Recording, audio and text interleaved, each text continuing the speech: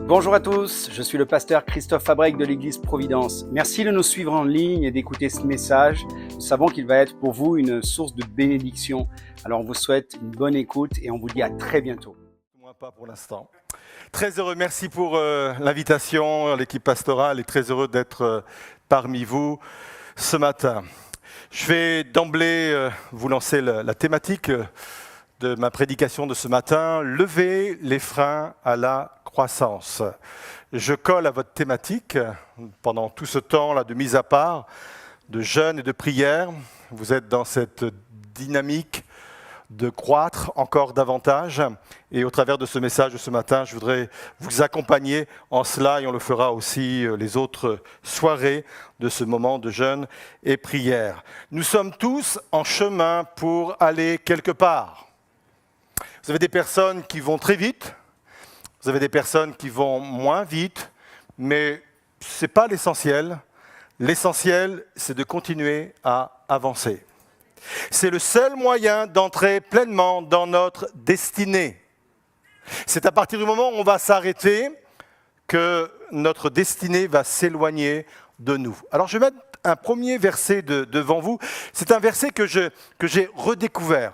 Vous savez, quand on prêche l'évangile depuis longtemps, parfois on se met en mode automatique quand on lit un verset, puis d'un seul coup, il y a quelque chose qui nous apparaît qu'on n'avait pas compris ou vu, et vraiment pour ce verset, c'est vraiment le cas. Ecclésiaste, donc 3, verset 11, et les croyants d'un certain âge de conversion connaissent parfaitement, il est dit ceci, « Dieu fait toutes choses belles en son temps ».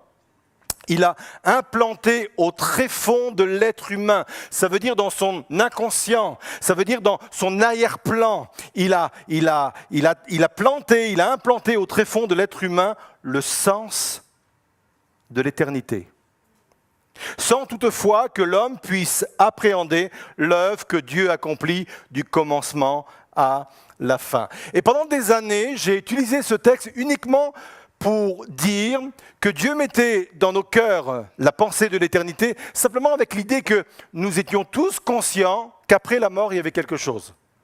Et j'ai utilisé régulièrement cela de cette façon, jusqu'au jour où quelque chose de nouveau s'est déclenché en moi, et j'ai compris que la notion de l'éternité va bien au-delà de tout cela. La notion de l'éternité, c'est qu'il y a devant nous quelque chose qui nous dépasse.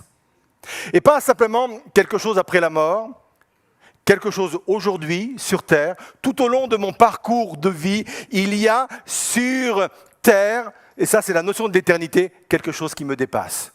Quelque chose qui est à la grandeur de Dieu, et ces choses-là nous attendent vraiment. Ça peut être dans le domaine vocationnel, ça peut être dans le domaine professionnel, ça peut être dans le domaine familial, ça peut être dans le domaine artistique, politique, associatif, bref, il y a devant nous quelque chose de plus grand, et c'est la pensée de l'éternité que Dieu a mis dans notre cœur, quelque chose de plus grand qui nous attend. C'est la raison pour laquelle nous ne pouvons pas nous satisfaire de ce que nous sommes et de ce que nous vivons. Et toutes les personnes que j'ai rencontrées qui ont compris ce principe spirituel, ça a déclenché quelque chose dans leur vie. Ils n'ont plus abordé l'avenir de la même façon, ils n'ont plus abordé les projets de la même façon, parce qu'ils étaient conscients que Dieu les attendait quelque part, avec quelque chose même qui les dépassait. Alors, on va voir ensemble 3 freins, 3 obstacles qu'il faut lever pour entrer pleinement dans notre destinée. Vous êtes prêts? 3 sont prêts. Vous êtes là? Tout le monde est là? On y va? Premier frein à lever, une mentalité mal orientée. Proverbe 4, verset 23, j'ai choisi la version Tob parce qu'elle ouvre une autre compréhension aussi du texte. Il est dit ceci, « Garde ton cœur en toute vigilance, car de lui dépendent les limites de ta vie. » Dans notre culture moderne, occidentale surtout, le cœur a toujours un rapport avec les émotions. Les sentiments, tu me fends le cœur. C'est une citation régionale que j'ai cherchée, bien sûr, que les moins de 20 ans peut-être ne connaissent pas, mais ça évoque quand même des choses. Vous savez, c'est toujours en rapport avec les émotions, avec les sentiments. Mais dans la pensée biblique, le cœur est associé à la réflexion, à la compréhension, à la volonté, à la mentalité. Et quand je comprends cela, ce texte se présente enfin sous un nouveau jour. Ce texte dit « Garde tes pensées, garde tes mentalités profondes, car elles définiront les frontières de ta vie. » Les frontières de ta vie ne commencent pas à l'extérieur de toi, mais les frontières de ta vie commencent à l'intérieur de toi. Et là, ça vient révolutionner toute une mentalité, ça vient révolutionner toute une façon d'aborder les choses. On a souvent pensé et cru que les frontières, les limites de nos vies étaient à l'extérieur de nous. Les autres, les contextes, les finances et même le diable. Moi, je trouve que tous ces prétextes ont beau dos. Je ne sais pas si c'est une expression que vous connaissez ici, mais bref, c'est très pratique, ça nous dédouane. Quelqu'un a dit un jour, et je trouve cette citation extraordinaire, il a dit « Si le diable n'existait pas, les chrétiens seraient capables de l'inventer. » Tellement c'est pratique, je vous rassure, il existe. Et parfois, il s'oppose aussi par ses œuvres à nos vies. Mais je trouve que c'est trop facile de chercher à l'extérieur les freins de nos propres vies, alors que, comme le dit la Bible, les freins sont à l'intérieur de nous. La Bible enseigne la zone la plus déterminante de mes limites, c'est mon cœur. C'est la raison pour laquelle, avant que Dieu n'élargisse nos vies, il commence toujours par élargir notre vision, notre mentalité. Il agrandit d'abord l'intérieur avant d'agrandir l'extérieur. Et si vous deviez noter quelque chose de ce point-là, retenez cela. Parce que c'est un principe biblique. Avant d'élargir notre environnement, avant d'élargir nos projets, avant de nous élargir extérieurement, il va commencer par nous élargir à l'intérieur. Il y a un exemple parlant, c'est celui d'Abraham. À un moment donné, Dieu va s'adresser à lui dans Genèse 15, verset 5. Il est dit ceci, « Après l'avoir conduit dehors, il dit, regarde vers le ciel. Et compte les étoiles.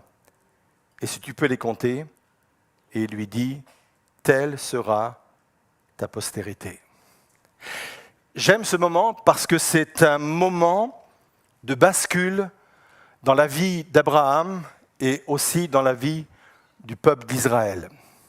Je pense qu'à ce moment-là, tout aurait pu basculer d'un côté ou d'un autre. Abraham se trouve dans sa tente. Et c'est vraiment un endroit qui limite la vision. Et à un moment donné, Dieu va dire à Abraham, sors de cet endroit-là. Je t'invite à être dans un lieu qui va te permettre de regarder les choses telles que moi je veux te les présenter, telles qu'elles sont réellement. Sors de ta tente et regarde à l'extérieur et vois le firmament, vois le ciel, vois les étoiles, parce que ce que je veux te montrer vers les choses vers lesquelles je veux t'entraîner ressemble à cela. Alors on va rentrer un petit peu avec lui dans cet espace limité de l'attente, pourquoi il était dans cet état-là et pourquoi je dis que tout aurait pu basculer d'un côté ou d'un autre. C'est qu'il était confronté à ses propres limites. Il était confronté d'abord dans cette tente aux limites naturelles, son âge. Lui, il était autour de 80 ans, sa femme était autour des 70 ans et Dieu leur avait fait la promesse d'avoir un enfant. Et là, dans cette tente-là, lui, il ne voit que cela. Il ne voit que les limites physiques de qui il est et de qui est sa femme. Limites sociales également. Il n'a pas d'héritier à cette époque-là. C'était vraiment un problème social de ne pas avoir d'enfant. Il est là. On l'appelle Abraham. Et Abraham veut dire père d'une multitude. Et le gars, il a zéro enfant. Vous imaginez, partout où il va, on l'appelle Abraham. Partout où il va, on lui dit « Père d'une multitude ». Ah, ta famille, elle est composée de combien de personnes ? Moi et ma femme. Ah, la bonne blague. Vous imaginez un peu, il se retrouve dans cette tente-là et il a tout ça en tête. Il est limité même émotionnellement puisqu'il doute à ce moment-là. C'est pour ça que je dis que tout aurait pu être bousculé à ce moment-là, basculé à ce moment-là.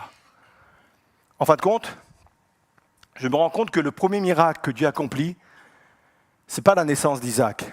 Le premier miracle que Dieu a accompli, c'est le changement de sa mentalité. Tu n'iras jamais plus loin que ta mentalité. Peut-être que tu attends un miracle dans un domaine particulier, que ce soit sur le plan familial, professionnel, vocationnel ou autre. Peut-être que le premier miracle que tu attends n'est pas forcément celui dont tu as besoin. Mais celui dont tu as besoin, c'est peut-être d'abord le changement de mentalité. Dieu veut élargir ton cœur. Il veut te faire sortir de ta tente. Il veut te faire sortir de tes propres réflexions, de tes propres conceptions, de tes propres schémas de pensée. Il veut te faire sortir de là pour enfin regarder ce que Dieu veut que tu vois et ce qu'il te propose. Dieu ne veut pas changer simplement ta vie. Il veut changer la manière dont tu vois ta vie. Il y a une citation que vous allez voir. Cette citation, elle est sur toutes mes tablettes de travail. C'est Wilson Tozer qui l'a dit, cette citation. Et moi, c'est une citation qui me parle depuis des années maintenant. À chaque fois que j'ouvre ma tablette de travail sur mon bureau, c'est la première citation qui apparaît. Elle m'a tellement parlé, cette citation. Dieu cherche ceux avec qui il peut faire l'impossible. Quel dommage que nous ne planifions que les choses que nous pouvons faire par nous-mêmes. On peut analyser nos projets à la dimension de nos capacités. On peut analyser nos projets à la dimension, à la hauteur de la toile de notre tente. On peut vraiment cela. Ou alors, on sort de la tente et avec une mentalité renouvelée, on est capable de se dire « Seigneur, tu veux aller vraiment au-delà de mes capacités, au-delà de mes finances, au-delà de mon environnement, parce que tu m'appelles à quelque chose de plus grand. » Ça, c'est sortir de sa tente. Vous êtes là? Ça, c'est le premier frein qu'il faut lever, et c'est un frein qui nous empêche très souvent d'entrer pleinement dans notre destinée. Deuxième frein, un caractère non malléable. Et là, on va parler de certaines choses qui peuvent piquer un peu. On y va tout de même? On y va. Il y a une grande différence entre notre personnalité et notre caractère. Et j'aimerais vous dire que si nous, parfois, on confond les deux, Dieu ne les confond absolument pas. Dieu n'a rien à dire sur notre personnalité, il a des choses à dire sur notre caractère. Et peut-être qu'il y a quelqu'un qui a envie de donner un coup de coude à son voisin. Il parle pour toi maintenant, le pasteur. La personnalité, c'est ce qui fait notre originalité, notre couleur unique. La personnalité, c'est mon tempérament naturel. Vous avez des gens qui sont introvertis, d'autres sont extravertis. Vous avez des gens qui sont réfléchis, d'autres impulsifs. Vous avez des gens qui sont logiques, d'autres intuitifs. Vous avez des gens qui sont méditatifs et d'autres actifs. Ça fait partie de notre personnalité, il n'y a pas de problème. La personnalité, c'est ma sensibilité. La personnalité, c'est ma manière de ressentir, de percevoir et d'exprimer les choses. Ma personnalité, ce sont mes préférences, mon style, ma manière d'être. Chacun son style, chacun sa personnalité. En d'autres termes, la personnalité, c'est ce qui fait de moi que je ne suis pas une copie conforme aux autres. J'aime la citation d'Oscar Wilde qui a dit ceci, « Soyez vous-même, les autres sont déjà pris ». N'essayez pas de ressembler à quelqu'un, il est déjà pris, c'est lui. Soyons nous-mêmes. À la maison, dans la présentation, Jérémy en parlait, nous avions 3 enfants, parce que maintenant ils sont grands, ils sont partis. 3 enfants qui ont été, me semble-t-il, élevés de la même manière, dans la même maison, mais 3 personnalités totalement différentes. Nous avons une fille, quand elle était enfant, vous la placiez dans un coin avec un puzzle, 3 heures après, vous reveniez, et l'enfant était toujours à la même place. Qui veut le même modèle?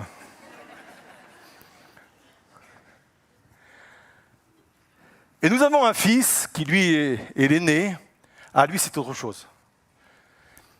À l'âge de 3 ans, quand on le couchait dans son lit, pourtant c'était un lit à barreaux, quand nous, parents, on fermait les yeux, alors lui, la maison, c'était son terrain de jeu. Je ne sais pas comment il faisait, et parfois on essayait de contrer cela, il passait par-dessus les barreaux, et la maison lui appartenait. Il allait dans la salle de bain, il prenait les produits de beauté de mon épouse, il appuyait gentiment, vous savez, sur les tubes, et quand le matin on se réveillait, il y en avait partout. Il allait dans mon bureau, il prenait mes prédications, il coloriait mes prédications. Mais je crois que le pire, c'est même pas ça le pire. Le pire, c'est qu'il rentrait dans notre chambre et il nous regardait dormir. Ça vous est déjà arrivé de dormir et réaliser dans votre rêve que quelqu'un vous regarde? Mais le pire, c'est qu'à un moment donné, on ouvre les yeux et qu'on voit quelqu'un, deux yeux, nous regarder comme ça en pleine nuit. Et ça a beau être votre enfant, mais vous pouvez avoir des réactions violentes. Qui veut ce modèle? Mais il y a une justice. Pour moi, il y a une justice parce que mon fils a 2 enfants et son fils a la même personnalité. Je dis merci Seigneur, il y a une justice.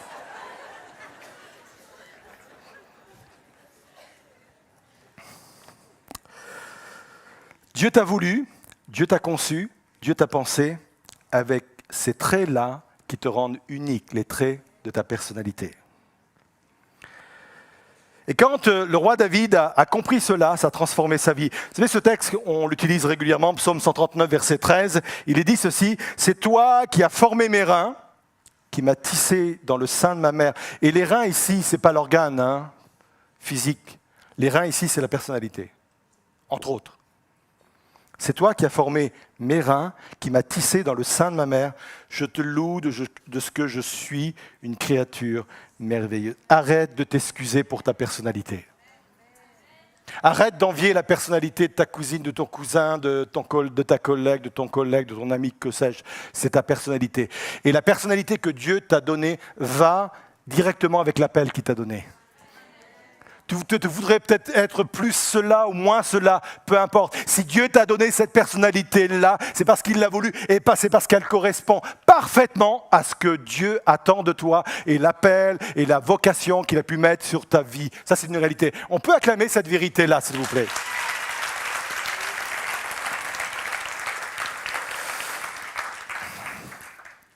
Le caractère, c'est différent.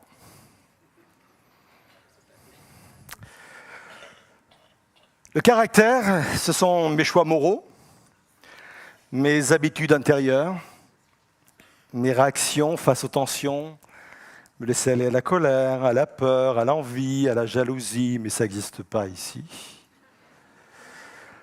C'est la capacité à aimer, à pardonner, à être humble, à obéir, bref, c'est pas exhaustif, mais c'est tout cela. Et Dieu veut vraiment transformer mon caractère parce que il peut devenir un frein à ma destinée. Ton caractère détermine ce que tu peux porter.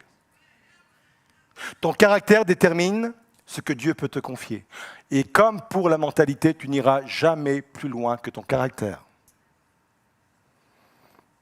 Il y a des trajectoires de vie qui ont dévié pour des questions de caractère.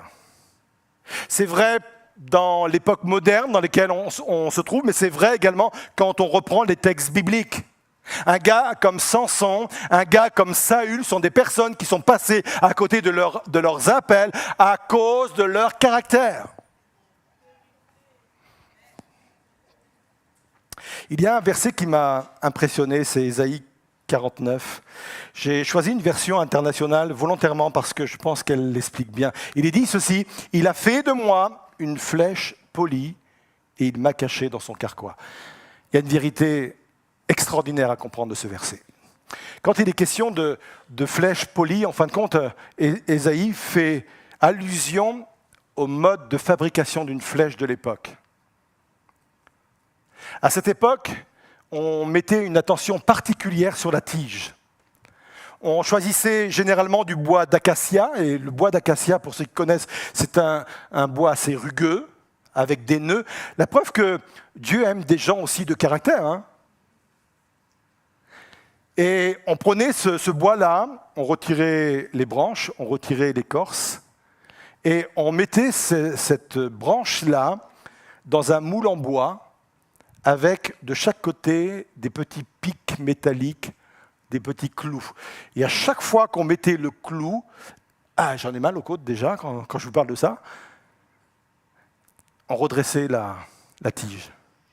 Et ça prenait des semaines et des semaines, des mois et des mois. Et régulièrement, on prenait de l'huile et on adoucissait le bois pour que celui-ci devienne de plus en plus tendre et se prête de plus en plus à l'effort qu'on lui proposait par ces petits pics. Et une fois qu'elle était bien linéaire, bien droite, on prenait cette tige-là et à ce moment-là uniquement, elle pouvait recevoir la pointe qu'on mettait au bout qui, généralement, était métallique. La tige nous parle du caractère, la pointe nous parle du ministère ou de l'appel. Et quand je parle d'appel, je ne le réduis pas simplement à la dimension vocationnelle ou spirituelle, je parle aussi d'appel sur le plan professionnel, social ou autre, peu importe. Retenez bien cette leçon. Vous pouvez avoir une pointe en or, mais si la tige est voilée, la flèche n'atteindra jamais la cible. Dieu t'a peut-être confié quelque chose de très important. Un ministère très aiguisé, un appel très aiguisé, très pointu. Mais si tu négliges la tige qui va avec, la flèche qui va avec, tu n'atteindras jamais ta destinée.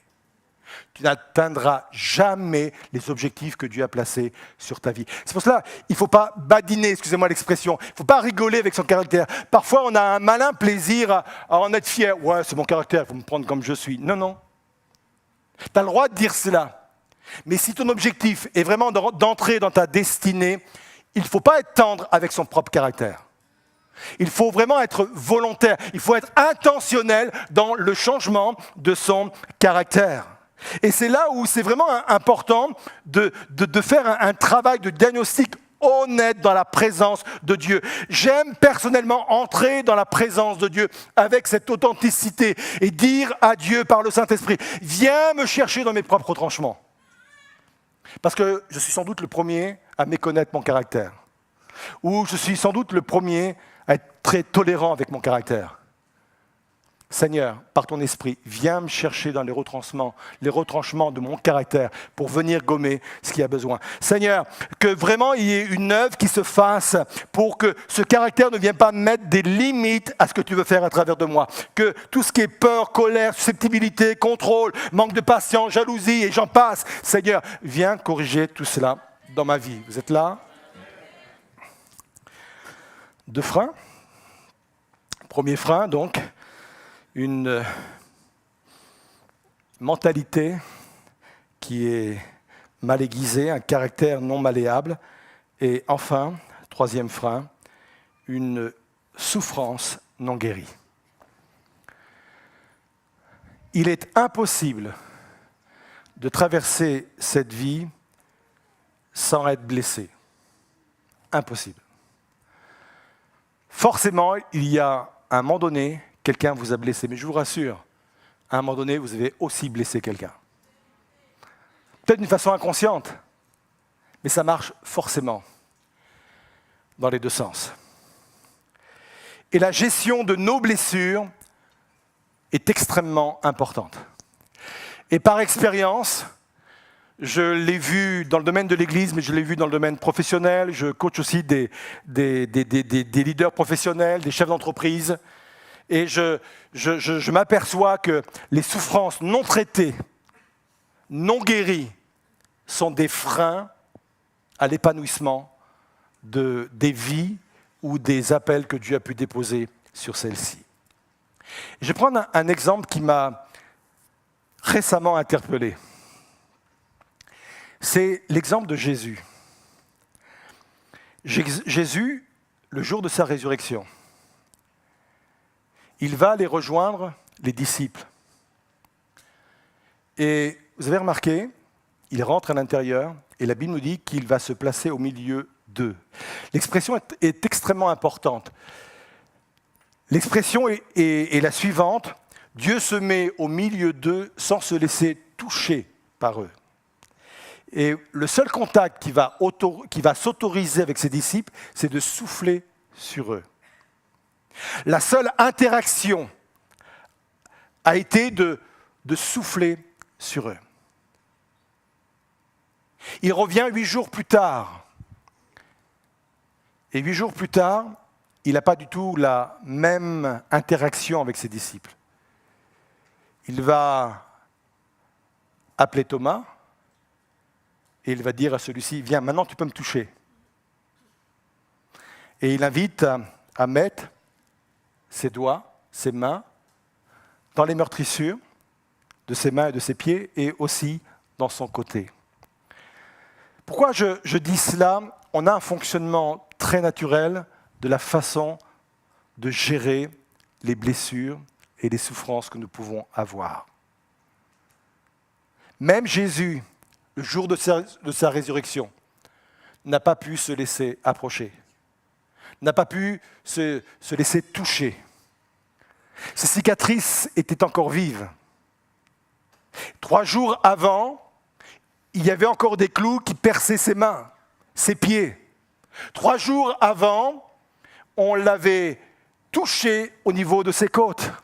C'est pour ça qu'il s'approche au milieu, et ce terme est extrêmement important, au milieu de ses disciples, sans se laisser toucher. Le temps passe, et là, ce sont des cicatrices maintenant que Jésus a présentées. Ce n'est plus des blessures, ce sont des cicatrices. Et quand on présente des cicatrices, ce n'est plus du tout la même interaction. Vous avez parfois des gens qui réagissent violemment à certaines paroles, à certains profils de personnes, à certaines circonstances, parce que la blessure est à vif. Et la réaction est naturelle. La réaction est une réaction de défense. Et c'est tout à fait naturel. Tant qu'on n'a pas à présenter des cicatrices, l'interaction ne pourra pas se faire de la bonne ou de la meilleure façon. Pour Jésus, quand il est venu 8 jours plus tard, ses plaies ne saignent plus, elles portent la mémoire de la souffrance, on ne peut pas la retirer, mais elles ne font plus mal. Il peut les exposer, il peut aller au contact des autres, les cicatrices servent maintenant de témoignage, d'encouragement, elles sont la manifestation de sa puissance dans l'exercice de son ministère.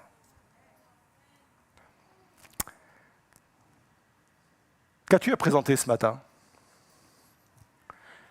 Est-ce que ce sont des blessures? Ou est-ce que ce sont des cicatrices? Si ce sont des cicatrices, ces cicatrices-là vont être une bénédiction pour l'exercice de ce à quoi Dieu t'appelle. Et c'est vraiment une invitation ce matin à transformer les blessures en cicatrices. Et pour cela, il faut 2 choses. Il faut du temps. On sert un Dieu du processus. Je crois au Dieu de miracles. Mais je pense qu'on exagère la façon dont Dieu est capable d'agir. J'aimerais vous dire que majoritairement, Dieu agit par processus. Et de la même façon qu'il a fallu du temps, pour Jésus, il faut du temps. Et la deuxième chose dont on a besoin, c'est de l'engagement. Il y a 2 types de pardon. Il y a le pardon transactionnel et le pardon unilatéral. Le pardon transactionnel, c'est pratique. C'est quand la personne vient de vous voir, vous dire ah, « Allez, je m'excuse, je t'ai blessé ». C'est pratique.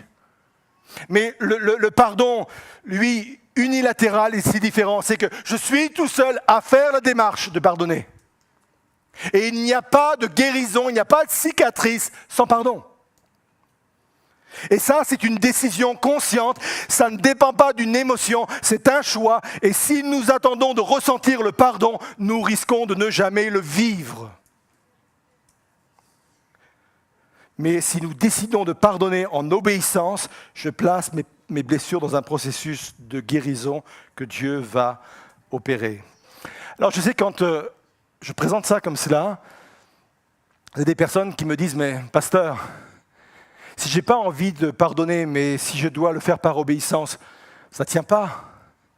Si je fais les choses à contre-cœur, ça ne tient pas. » Il y a plein de choses qu'on fait à contre-cœur.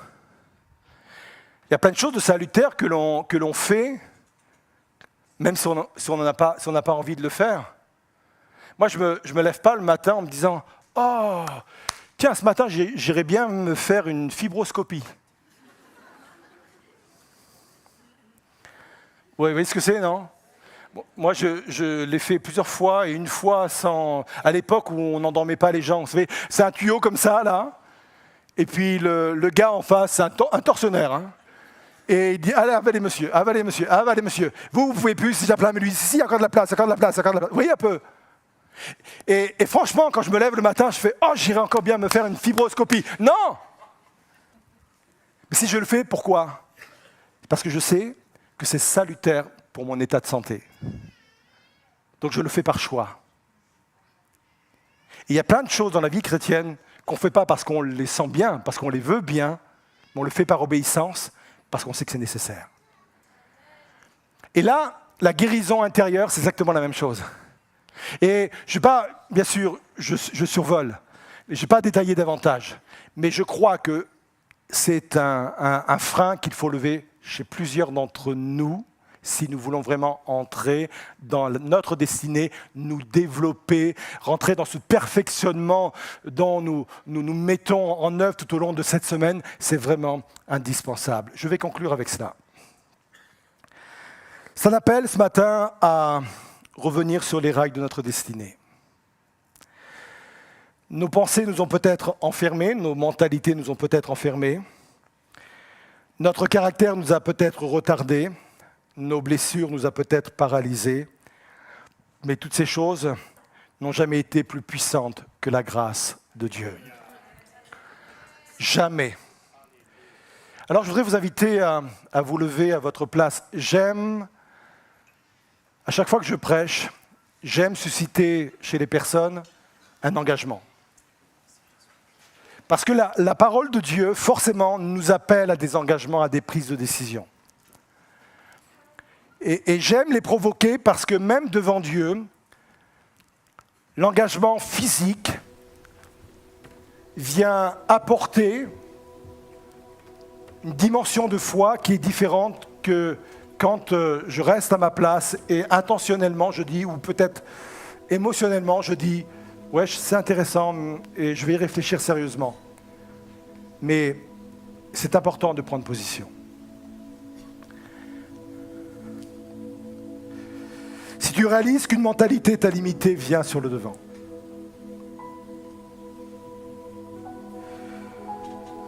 Si tu sais que ton caractère a été un frein dans bien des domaines, viens sur le devant. Si une blessure te fait dérailler intérieurement, viens sur le devant.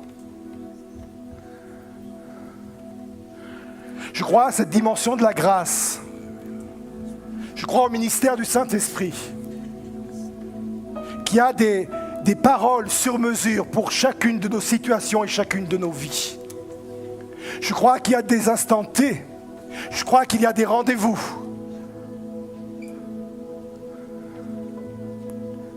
Je crois qu'il y a des engagements qui sont capables de basculer ou de nous faire basculer dans des dimensions tout autres.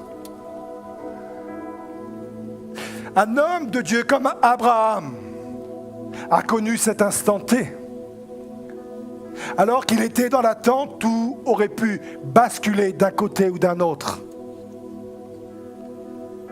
Mais c'est l'instant où Dieu l'attendait pour que sa mentalité change. C'est l'instant où Dieu t'attend pour que ta mentalité change. C'est l'instant où Dieu t'attend pour que ton caractère commence à changer. C'est l'instant où Dieu t'attend pour que tu puisses présenter des cicatrices et plus des blessures. Et je prie pour que Dieu puisse vraiment intervenir dans votre cœur. On va laisser le groupe de louanges chanter le chœur de ce chant. Je reviendrai prier pour vous là du haut de l'estrade. Et ils reprendront ce chœur et je laisserai ensuite le déroulement se faire comme cela a été préparé. Gardez cela au fond de votre cœur. On chante ensemble. Tu viens restaurer ma vie, basé sur moi ton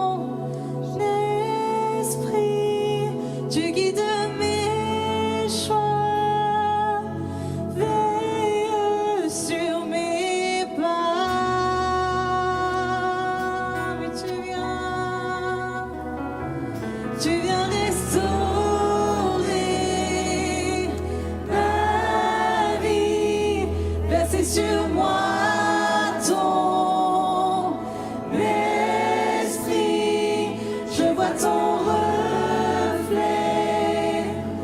là dans mon miroir.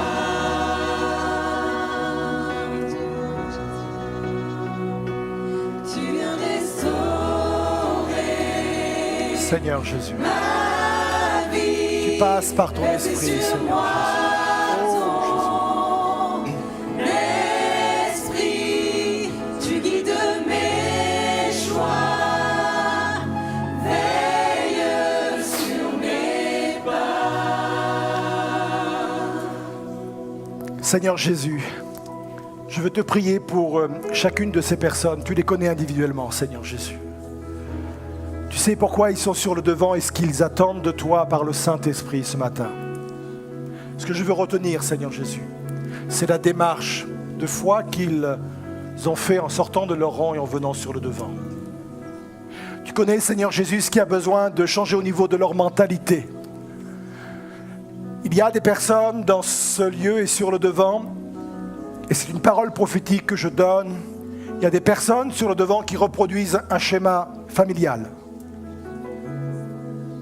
Vous reproduisez la mentalité de votre propre famille. Dans vos propres familles, on a toujours réagi comme cela face aux problèmes ou face aux difficultés. Dans un schéma de reproduction. Certains ou certaines personnes viennent d'une famille où on lâche facilement. Ou quand il y a un défi, quand il y a un problème, on m'a toujours appris comme cela, j'ai vu mes parents faire comme cela, on lâche. Je veux briser dans le nom de Jésus cette mentalité-là. Je veux briser dans le nom de Jésus cette mentalité qui consiste à dire que devant chaque défi, ma mentalité, ma pensée se referme pour accepter, et je reste blotti dans ma tente, accepter les faits. Je brise cette mentalité-là. Il y a des personnes, Seigneur, qui sont là et qui sont confrontées à leur propre caractère. Seigneur Jésus, tu leur permets une dynamique de changement et de transformation que tu peux produire par le Saint-Esprit, par ta parole dans leur vie, Seigneur. Il y a des personnes, Seigneur Jésus, qui sont là et qui sont en conflit avec leur propre personnalité, Seigneur Jésus. Je te prie qu'ils soient réconciliés avec leur propre personnalité, Seigneur. Qu'ils arrêtent de s'excuser de qui ils sont. Qu'ils s'arrêtent de se comparer à ce qu'ils voudraient être. Et je te prie qu'il y ait un esprit de réconciliation. Un esprit de réconciliation avec soi-même. Viens bénir, Seigneur Jésus. Et je veux te prier pour ceux qui viennent sur le devant avec des mains ensanglantées, Seigneur Jésus. Avec des plaies vives, avec des blessures qui les empêchent d'avoir un relationnel normal. Qui les empêchent, Seigneur Jésus, de pouvoir même s'investir. Qui sont dans un état de protection, de surprotection, par peur d'être à nouveau blessés ou de souffrir. Seigneur, qu'il y ait dans ce lieu des hommes et des femmes qui se positionnent par le pardon. Qu'il y ait des prières et des cœurs qui s'élèvent en disant « Je décide de pardonner maintenant. Je pardonne à celui qui m'a offensé. Je pardonne à celui qui m'a blessé. Je pardonne à celui qui m'a causé ces blessures. Je pardonne. » Et la guérison vient. Et les cicatrices apparaissent. Seigneur, viens bénir. Viens bénir ces cœurs. Viens bénir ces vies, Seigneur Jésus, par le Saint-Esprit. Viens accorder ta grâce, ta bénédiction. Viens relever. Viens donner une autre dimension. Relance des hommes et des femmes dans leur destinée. Relance des hommes et des femmes sur le chemin de leur appel. Viens les bénir, Seigneur Jésus. Viens les bénir. Je vais vous demander quelque chose maintenant. Le groupe de louanges va reprendre le même chœur. Et pendant ce cœur, écoutez bien ceci, vous allez repartir votre place, mais pas n'importe comment. Je crois aux mimes prophétiques. Ça veut dire que, en retournant à vos places, gardez à l'esprit, faites-le comme un acte de foi. Tous les pas que vous allez faire pour rejoindre votre place, c'est autant de pas qui vous éloignent de vos blessures. C'est autant de pas qui vous éloignent de votre mentalité. C'est autant de pas qui vous éloignent de votre caractère. Vivez-le comme un acte prophétique. Chaque pas, je m'éloigne de plus en plus de qui je suis et je rentre à nouveau dans la destinée qui est la mienne. On peut acclamer cette vérité et on se joint à ce chant.